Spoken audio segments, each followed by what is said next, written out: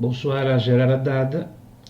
À propos du travail sur les sources juives de la psychanalyse, votre recherche est-elle achevée? Moi, à l'âge qui est le mien aujourd'hui, je ne suis pas dans un laboratoire. Les choses peuvent me venir.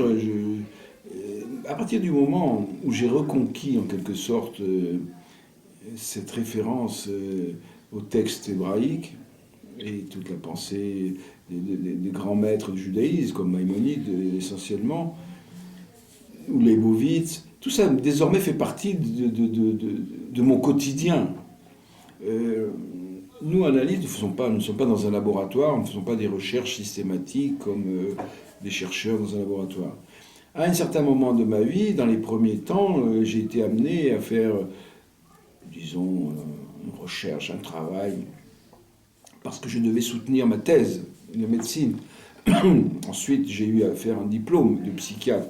Et à ce moment-là, on peut dire véritablement que j'étais dans une véritable recherche qui a ouvert un monde. Désormais, je vis dans ce monde. Je suis toujours, à chaque fois que je peux, j'étudie un peu de Talmud, j'ai beaucoup travaillé Maïmonide, à travers ses textes, également à travers la pensée de Leibovitz en Israël. Il se trouve que beaucoup de questions qui sont vives aujourd'hui, par exemple, psychanalyse et neurosciences, par exemple. La pensée de quelqu'un comme Leibovitz m'a donné, en fin de compte, des réponses très claires sur ces questions. Donc, j'ai l'impression que le mouvement dans lequel j'ai été est toujours là. Je suis un lecteur régulier de la Bible, par exemple. Et ces derniers temps, j'ai été fortement capté à la fois par la lecture des textes bibliques, mais aussi à travers la lecture d'un livre de Thomas Mann sur Joseph et ses frères, en particulier le volume du jeune Joseph. Petit à petit, actuellement, ce qui me paraît, qui me travaille en quelque sorte, parce qu'au fond, les questions vous viennent, nous, les analystes, c'est pas une recherche comme des physiciens dans un laboratoire. À un certain moment, certaines questions vous viennent. Et donc, ce qui m'a frappé ces derniers temps, c'est le fait que, je le savais depuis toujours, mais là ça a pris un relief très aigu, plus aigu, à savoir que dans la Bible, finalement, on ne parle pas de parricide. Et même, on ne parle même pas de père. Le livre de la Genèse, qui est le livre, au fond, qui est fondateur, qui raconte les débuts mythiques de la civilisation humaine, l'accent est porté non pas sur mais sur le conflit intrafraternel, la guerre des frères, le meurtre des frères entre eux, et le thème est un des thèmes les plus prégnants de toute la Bible. Or, dans l'actualité quotidienne, ce thème de la fraternité, comme non pas lieu de l'amour, mais comme lieu du conflit social et du meurtre, est extrêmement prégnant. Et je trouve que la psychanalyse a négligé, malgré quelques petites touches par-ci, par-là, il n'y a jamais eu véritablement un travail systématique comme on a pu le faire à propos comme Freud l'a fait à propos de l'Oedipe. Après tout, le meurtre du père, c'est finalement une chose assez facile, entre guillemets. Parce qu'une fois qu'on a tué le père et qu'on a renoncé à la mère, voilà, l'affaire est réglée. Par contre, dans les conflits entre frères, c'est-à-dire entre semblables, c'est-à-dire la scène sociale, c'est-à-dire les guerres aujourd'hui sont des guerres entre frères. C'est pas une histoire de. Et je trouve que là-dessus, la psychanalyse mériterait de s'arrêter, de réfléchir plus qu'elle ne le fait jusqu'à présent. Voilà. Et le personnage de Joseph est un personnage qui est fascinant. Pourquoi ? Parce que Joseph est l'exemple même du frère qui a été particulièrement maltraité. Les frères ont voulu le tuer. Et puis finalement, ils vont le vendre comme esclave. C'est une chose épouvantable. Et voilà que ce Joseph plus tard, il a ses frères, ses tortionnaires, ses persécuteurs sous la main. Il aurait pu les tuer, il aurait pu les maltraiter, il aurait pu... Eh bien non, Joseph surmonte sa colère, surmonte ce qu'il pouvait avoir, n'est-ce pas? Il y a chez lui une sublime sublimation de la violence du conflit fraternel. Donc la Bible, vous voyez comment cette fréquentation de la Bible me fournit comme ça des thèmes de réflexion dans la vie quotidienne. Je ne suis pas, comme je l'ai dit tout à l'heure, ce n'est pas un travail de laboratoire, c'est la réflexion sur le monde que je vois. Je prends un exemple, un autre exemple très important pour nous analystes. Après la mort de Lacan, qu'est-ce qui s'est passé parmi tous ces élèves? Il s'est passé une guerre fratricide. Pourquoi? On a l'impression, parce que la question n'a pas été abordée. On n'a pas abordé cette question. Et du coup, cette violence refoulée, et jusqu'à présent, ça continue. Les guerres entre frères me paraît le facteur psychique peut-être le plus important à examiner. Et maintenant, par les autres psychanalystes, a été acquis quelque chose de ce travail-là? C'est devenu... D'abord, je voudrais faire état, je continue peut-être de dire quelque chose, une autre grande expérience de ces dernières années a été pour moi la retrouvaille du monde arabe, à travers un pays très particulier dans le monde arabe, qui est la Tunisie, qui est mon pays natal, pays auquel je suis attaché, auquel j'ai beaucoup d'affection, je me sens tunisien. Et dans ce pays, je ne vais pas en tourisme bronzé, ça peut m'arriver aussi, hein, mais essentiellement je travaille là-bas, et en particulier je reçois des patients. Et cette rencontre dans un terrain, je ne dirais pas vierge, ça n'a pas de sens, mais quand même frais, n'est-ce pas? J'ai retrouvé dans cette activité, dans cette pratique de l'analyse auprès d'une certaine population tunisienne, moi-même j'ai retrouvé une espèce de deuxième jeunesse, un nouvel enthousiasme pour ma pratique, qui s'était assez fortement émoussé dans ma pratique française. Alors, est-ce que ma réflexion sur le judaïsme, aujourd'hui, c'est devenu trivial? Tout le monde fait ça, et moi-même, on m'a effacé un peu. Il y a des colloques qui s'organisent, par exemple, aujourd'hui, qui sont organisés au centre communautaire de Paris. On invite plein de personnes, et moi, on ne m'invite pas. Alors que quand j'ai commencé, on n'était pas nombreux, peut-être même j'étais le seul en France. C'est une question qui était refoulée. Je me souviens quand j'ai commencé à faire ça avec mon livre L'enfant illégitime et ma thèse de médecine qui l'a précédé, j'étais maltraité, j'étais considéré comme... Bref, aujourd'hui c'est devenu un peu à la mode, et une mode qui ne me plaît pas personnellement, parce que c'est devenu un peu... Moi je déteste le nationalisme, le chauvinisme, j'utilise les textes hébraïques qui ont été fondateurs pour moi, d'une certaine façon. Pas les seuls, mais ils ont contribué fortement. Je les utilise au fond aussi comme un matériau de réflexion, sans vouloir en tirer quelques prétextes à chauvinisme. Donc. Or, il s'est développé de plus en plus, malheureusement, tout un nationalisme, tout un chauvinisme de certains milieux juifs, très malheureusement majoritaires, qui, moi, me déplaît fortement et qui me paraît contraire. Freud détestait le nationalisme, détestait tout chauvinisme, et bien qu'il se sentait parfait, pour lui son judaïsme, non pas son judaïsme, mais sa judéité, parce que le judaïsme c'est la question religieuse, sa judéité était pour lui une chose tout à fait importante, mais par contre il détestait tout envol narcissique, nationaliste, chauvin, tout ça. Tout ça c'est abominable, et malheureusement c'est devenu un facteur politique très important et d'une grande gravité et qui suscite en moi une grande inquiétude. Donc les choses maintenant, c'est devenu un peu trivial dans certains milieux, et comme il est normal, les pionniers on les oublie. Mais moi personnellement ça ne me préoccupe pas plus que ça. Bon, je pense que les choses restent, et J'aurais aimé que, par exemple, une thèse comme celle de Manger le livre, qui est une relecture, une révision de certains concepts fondamentaux et fondateurs de la psychanalyse, entre dans je dirais, dans la vie quotidienne des psychanalystes. Or, ce n'est pas le cas. Ce livre est peut-être assez connu, mais néanmoins, ce n'est pas, fait pas partie des référents de la doctrine, ce qui devrait être. Et je crois le fait qu'on ait mis,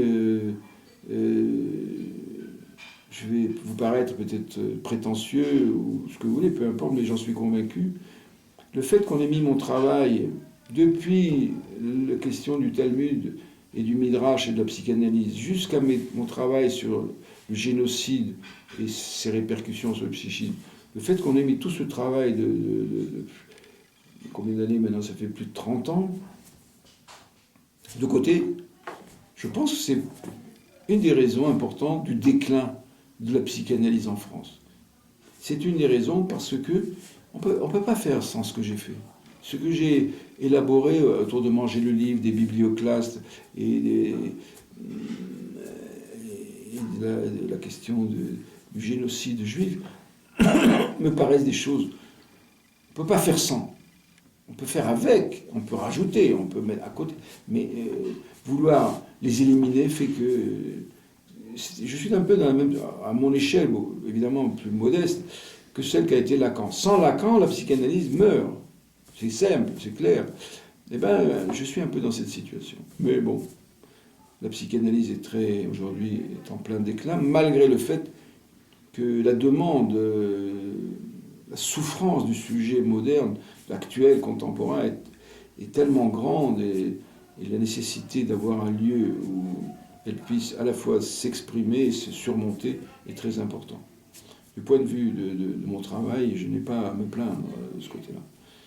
C'est pas très important. Je sais que j'ai pas mal de témoignages variés, divers, qui viennent d'ailleurs souvent de pays étrangers, comme l'Argentine ou le Brésil. Des témoignages qui montrent que ce que j'ai pu... mes élucubrations, si vous voulez, ce que j'ai pu...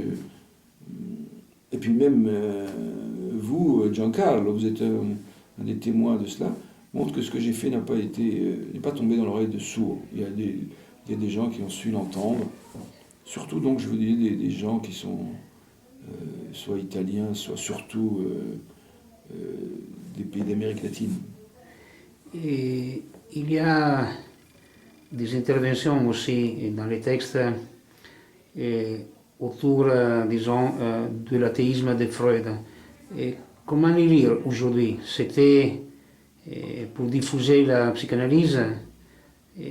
Personnellement, je ne sais pas ce que c'est que l'athéisme. Je vous le dis comme je le pense. Je pense que... moi, je suis arrivé à une formulation peut-être très simple. Chacun de nous, quand il considère sa place dans le monde, dans le cosmos, chacun de nous a une certaine représentation du principe qui organise ce monde. Et donc de Dieu, disons, pour aller vite. Donc chacun de nous, plus ou moins clairement, se fait une idée de ce que c'est que Dieu. L'athée, il se fait une idée de ce qu'est Dieu et il n'y croit pas. Le croyant a une certaine idée de ce qu'est... Il se fait une idée de Dieu qui est probablement fausse. Si je compare certaines représentations que je vois dans certains milieux juifs et celles que Maïmonide peut décrire dans son guide, Les Égarés, ça n'a rien à voir. Donc lui, il croit à son petit délire, à sa représentation qu'il a de Dieu. Pour ma part, je pense qu'il y a deux positions possibles, il n'y en a pas de troisième, cohérente. La première position, la plus simple en définitive, c'est la position spinoziste. Spinoza dit, la phrase célèbre, Dieu se confond avec la nature. Deus sive natura. Bon, ça c'est la définition de l'athéisme. Un athée ne peut être que spinoziste. Et l'autre position, celle du croyant, cohérent, qui dit la chose suivante. Dieu est peut-être le grand organisateur du monde, je dirais même pas créateur. La question même de la création est avec un point d'interrogation. le monde habite en Dieu, mais Dieu n'est pas dans le monde. Ça, c'est la position du croyant, telle qu'elle est définie dans le judaïsme. Il n'y a pas d'autre choix que ces deux positions-là. Ou bien on est spinoziste, ou bien on pense qu'il y a un principe qui est en dehors du monde, qui organise le monde. Voilà. Voilà ma position. Donc, le mot athée, il faut le définir. Qu'est-ce que vous entendez quand vous dites « je suis athée » ? Qu'est-ce que vous voulez dire par là ? C'est quoi votre truc ? Vous voulez dire quoi exactement ? Alors moi je suis athée, ça fait chic. Je suis athée, je suis croyant. Mais c'est quoi ? Vous croyez en quoi ? Que Dieu tire les ficelles du monde ? Que Dieu il y a des miracles ? Eh bien chez Maïmonide, il n'y a pas de miracle. Chez Maïmonide, il n'y a pas d'ange. Maïmonide dit chaque fois qu'il y a un phénomène qu'on ne comprend pas, on dit que c'est un ange qui le fait. Et dès l'instant où on a compris les raisons scientifiques d'un phénomène, l'ange disparaît. Alors, finalement, une pensée comme celle de Maïmonide est beaucoup plus libre que toutes les pensées. Voilà où j'en suis moi-même. Je me suis éclairci avec ça. Ce qui me paraît bizarre, c'est que l'athéisme est tellement à la mode et qu'en même temps, on voit une discipline complètement stupide et folle qu'on appelle l'astrologie et qui a un tel succès à tel point que tous les journaux quotidiens mettent une rubrique astrologique et tout le monde... Vous avez des gens qui se disent athées qui vont regarder l'astrologie. C'est vraiment... nous vivons un monde un peu débile quand même. Alors Freud, qu'est-ce qu'il disait là-dessus ? Je ne sais pas ce que Freud entendait par son athéisme. Et moi je pense qu'il voulait dire par là qu'il était spinoziste. Au fond, Spinoza, c'est le penseur qui a émis les critiques les plus violentes à l'égard du religieux. Une autre confusion que l'on fait, c'est Dieu et la religion. C'est pas deux choses qui sont équivalentes. Moi, j'ai eu un patient un jour qui était un juif ultra-orthodoxe. Et il m'a dit, mon problème, c'est que je ne crois pas en Dieu, mais je suis orthodoxe. Donc, on voit de tout dans nos consultations. Donc voilà, je pense que Freud était spinoziste. Quand même, ça a été un moment essentiel dans l'histoire juive que ce Spinoza, et même dans l'histoire humaine tout court. Dans l'histoire de la philosophie, Spinoza était fondateur, au fond, du matérialisme, sur des bases extrêmement élaborées. Est-ce qu'il aurait pu faire, Freud, la lecture qu'il a fait de la religion, qu'il a fait de l'Église, s'il ne s'était pas déclaré athée? Il y a quelques paradoxes là-dedans. Encore une fois, être athée, on peut être religieux et athée. Mais on peut aussi être croyant et ne pas adhérer à la religion. La religion, c'est une institution. Et les prêtres de ces institutions sont souvent très décevants. Que ce soit les rabbins, que ce soit les curés, que ce soit les imams. J'en connais suffisamment pour savoir que les figures idéales qu'on peut projeter sur ces gens-là ne correspondent pas à la réalité. Donc ce sont deux choses différentes. Dans le guide, puisque c'est quand même une référence pour moi, Maïmonide prétend que Moïse, à l'origine, voulait faire, quand il a découvert son Dieu, il aurait voulu faire le message qu'il voulait apporter à ces hommes, à ces Hébreux. C'était, une religion purement méditative et qui reposerait sur deux principes. L'amour de ce principe divin et le respect du prochain. C'est tout. Aucun rite, aucun truc, aucune institution. Sauf que très vite, les Hébreux vont se révolter, le fameux veau d'or, etc. En tout cas, les Hébreux ont dû lui dire, mais écoutez, mais ça va pas, c'est quoi ce truc, c'est bidon votre système. Regardez les Grecs, ils ont des temples à tous les coins de rue, regardez les Égyptiens, etc. Et nous, alors, il n'y a pas de temple, il n'y a pas de sacrifice, c'est quoi? C'est inconsistant. Et donc Moïse a été obligé d'institutionnaliser un petit peu son message. Donc vous voyez, tout ça pour dire la chose suivante, c'est que la foi en Dieu, et je suis un croyant, voilà, et l'institution religieuse sont deux choses qui ne sont pas équivalentes. Alors, la critique et l'avenir d'une illusion, n'est-ce pas, le célèbre, livre de Freud s'est avéré complètement à côté de la plaque, parce que la religion a beaucoup plus d'avenir que la psychanalyse. Le succès, le retour du religieux que j'avais pressenti, moi, dans les années où j'ai commencé mon travail, et tout le monde me rayonnait à l'époque. Je me souviens, certaines personnes qui sont aujourd'hui à la tête des institutions post-lacaniennes disaient, mais enfin, depuis les années 75, l'atmosphère générale du monde était très très différente. Depuis, nous avons vu arriver à une explosion de religiosité catastrophique, ce que Lacan avait appelé le séminaire ou pire. Le retour de ce religieux, c'est pire encore, n'est-ce pas, ou pire. Mais parce qu'on ne s'est pas intéressé à cela, on a complètement refoulé le fait religieux à cause du discours de la science, et ce discours religieux nous revient sous une forme caricaturale, atroce souvent, obscène, si vous voulez. Et donc, soi-disant, l'avenir d'une illusion, cette illusion religieuse n'avait pas d'avenir. En fait, il s'avère que elle a une vigueur aujourd'hui, prenons le cas de l'islam, hein, elle a une vigueur incroyable.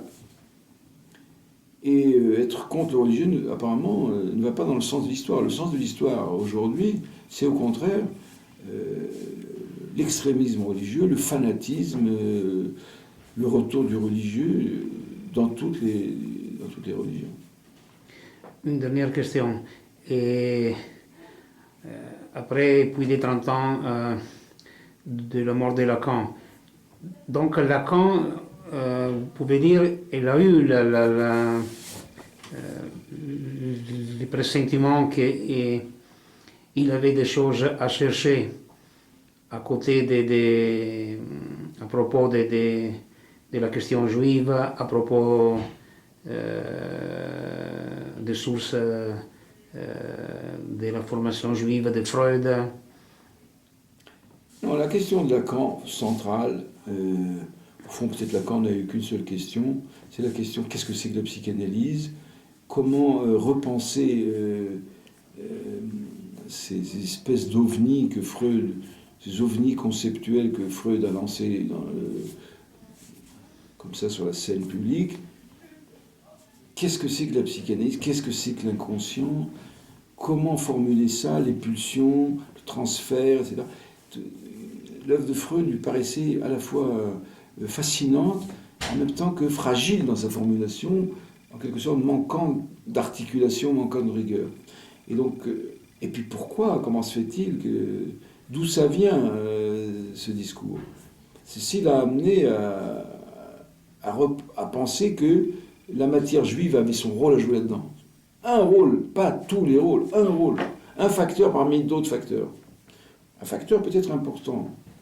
Et d'autre part, il pensait également que certains points d'arrêt de Freud étaient liés à sa névrose, à Freud. Freud aurait à partir du moment des années à peu près, situons ça, 1905, où Freud ne s'intéresse plus à l'hystérie, il est repris par son article en 1906 sur les rites obsessionnels et les rites religieux. On voit que la question religieuse lui revient, question religieuse qu'il a lui-même refoulée, ne s'est pas interrogé sur son lien très profond qu'il avait au judaïsme. Et donc Lacan avait l'espoir qu'en soulevant ce refoulement du père fondateur qui s'est répercuté sur ses successeurs, qu'il allait pouvoir ouvrir quelque chose, un champ que la psychanalyse...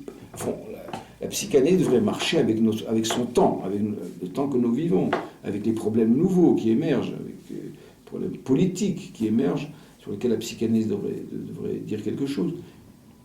Il pensait qu'il y avait comme un point d'arrêt dans la psychanalyse, dans l'élaboration de Freud, lié à sa névrose à l'égard de son judaïsme. Et il a essayé voilà. Je pense que son intérêt pour le judaïsme était lié à cela, si on pouvait, nous, réouvrir un certain nombre de portes que Freud avait fermées. Je pense que moi, personnellement, j'ai un peu réussi à réouvrir cette porte, n'est-ce pas, en redéfinissant la question du père, non pas à travers des histoires à dormir debout, de pères primitifs mangés par les gens, etc., repas totémiques qui n'ont jamais existé, etc., et en remettant cela sur des bases concrètes et observables, j'ai contribué à réouvrir certaines impasses de la psychanalyse. Mais bon, malheureusement, à cause des rivalités fraternelles dont je vous parlais tout à l'heure, cette élaboration ne passe pas. Aucune institution post-lacanienne, elles sont nombreuses, 4 ou 5, n'ont repris cela. Je suis comme disent les Argentins dans un livre qu'ils ont écrit sur moi, je suis un périphérique, je suis en périphérie de toutes ces institutions qui fonctionnent sur elles-mêmes un petit peu, à rabâcher toujours les mêmes choses, et qui sont dans une espèce de phénomène sectaire, un peu ghettoisé, etc. Voilà. Moi, j'ai essayé de reprendre les théories de Lacan sur le signifiant d'une manière concrète, les mettant en action au niveau des choses concrètes, comme les rites alimentaires. Voilà. Donc, voilà ce que je peux vous dire. Merci, Gérard Haddad. Voilà, merci.